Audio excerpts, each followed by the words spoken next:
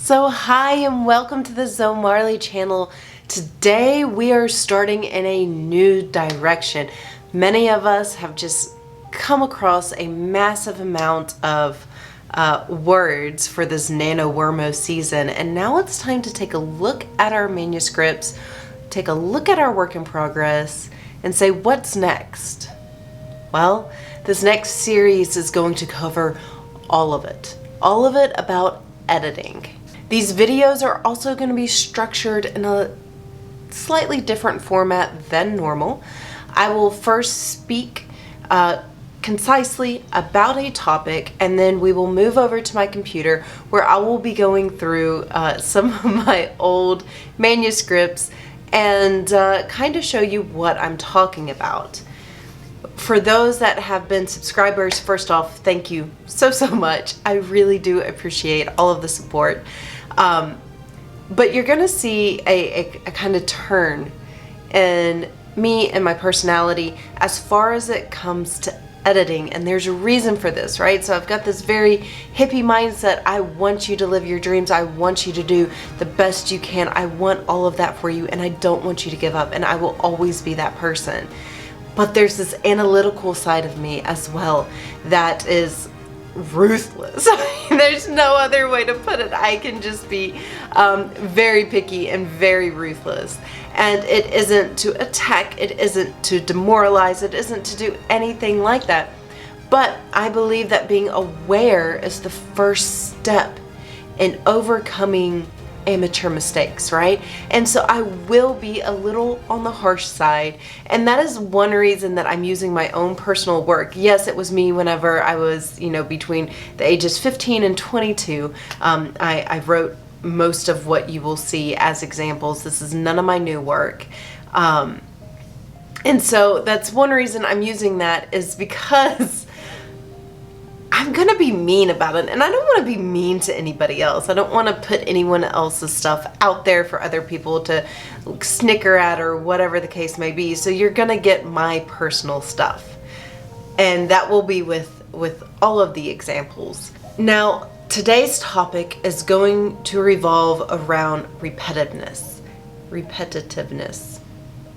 where you repeat yourself. And this comes in two main forms. We either, one, use the same word over and over and over. When we are just free writing, we shouldn't have that editor on, right? And so you might say, it was chilly outside and I got the chills.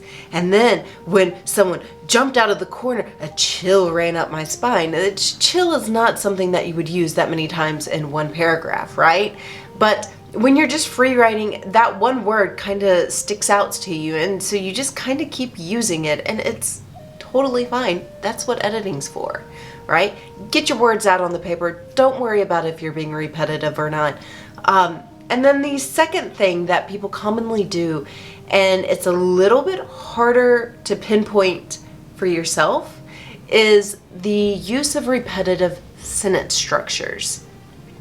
Mary went to the store. Mary went to find her brother. Mary went to aisle 2 where her brother was looking at green beans.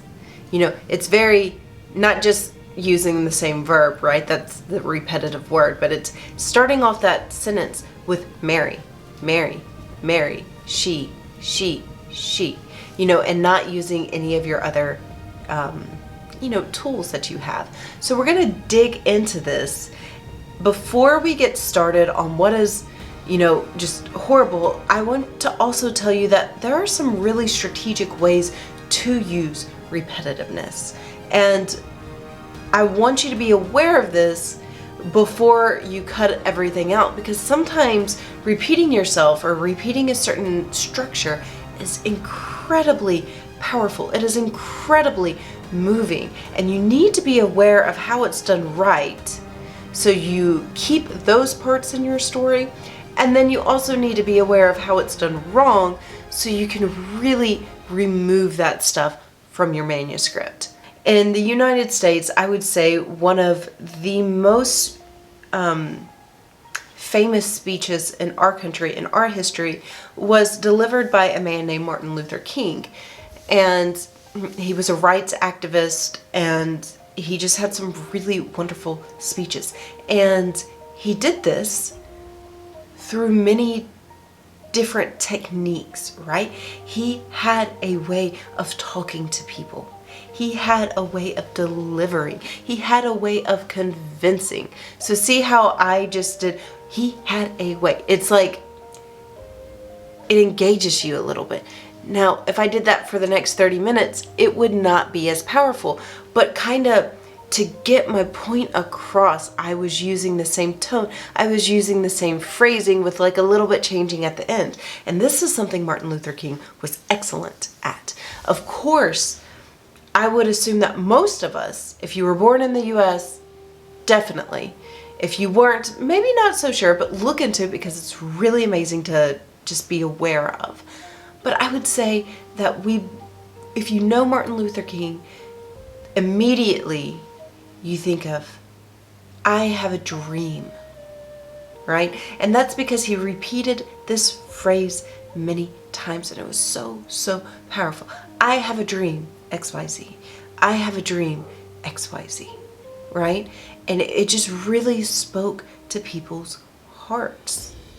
Now, I'm going to say another thing that he did is if you actually look at his speech and you break it down, you're going to notice that Martin Luther King said like America or Americans like 5 times, right?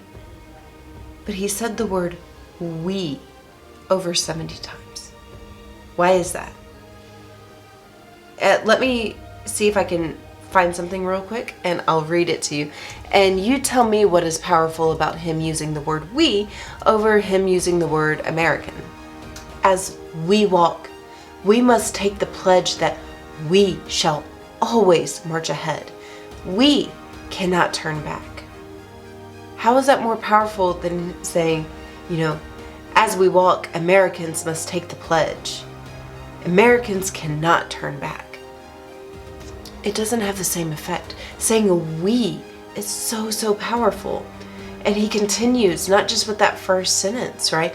But he says, we can never be satisfied, blah, blah, blah. We can never be satisfied, blah, blah, blah. We, right? So it starts off in this one thing where it's grounding all of us together and tying us in a thread with the word we. We cannot accept this. We cannot take this. And then it moves into a more powerful activist mindset. What was it? We can never be satisfied, right? So it starts off with like just threading us together, and then the next thing you know, he like just pulls the string out and he really delivers it. We. But unless you're trying to invoke a very specific emotion in a very specific scene, I wouldn't use repetition. I do use it frequently, but it is always intentional and it is always to enhance emotion in a scene that I feel like is lacking. So I'm going to switch over to my computer and I'm going to show you a few things that in one of my older manuscripts I noticed, and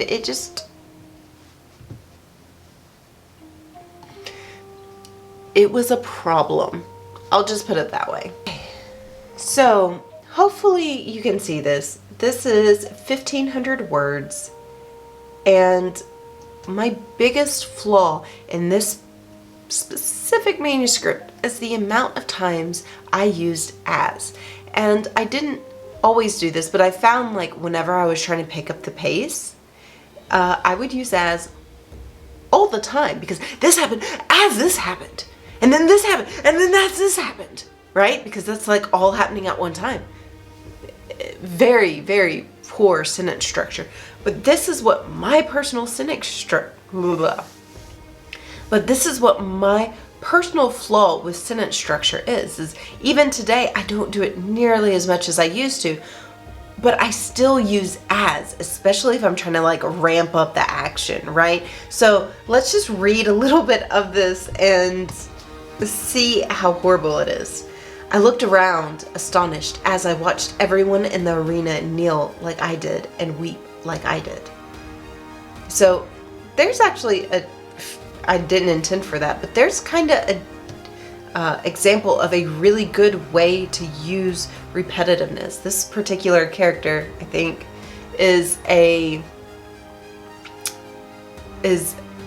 about to become a leader, right? And so seeing how he feels a certain way and then showing other people repeating is one way I was getting across that he was stepping into this leadership position. Also, if you're looking at this and you're like, does that say what I think it says? This particular series was started when I was like 18 or 19 years old. And I had a really horrible tendency. I named my characters terrible. Okay, I'm not gonna lie.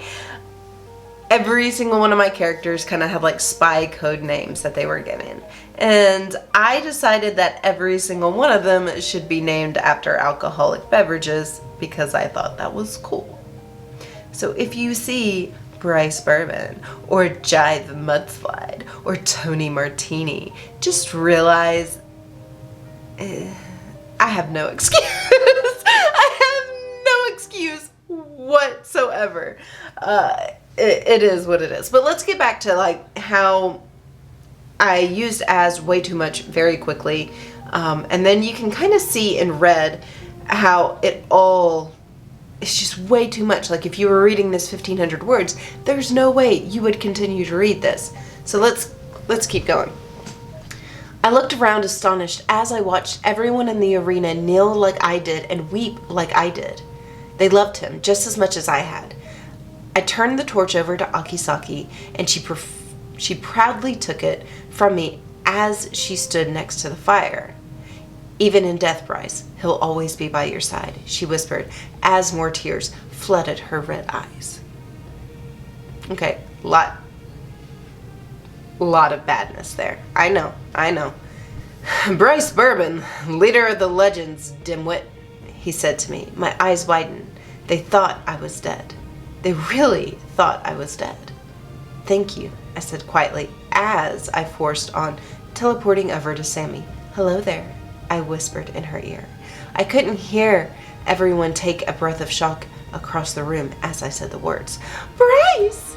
Sammy cried as she wrapped her arms around me. Right?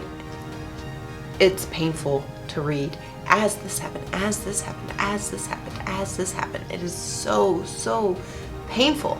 And so this is one way that you can really take a look at your work and pinpoint what your specific sentence structure issue is. Once you kind of figure it out, that's when you go, okay, why do I do this and how can I make it better? For example, I know that I use as when action is ramping up. This happened as this happened, right? And in order to keep up with fast pacing, I just make my sentences shorter. So I'll kind of, let me go to that bottom one and rewrite it real quick.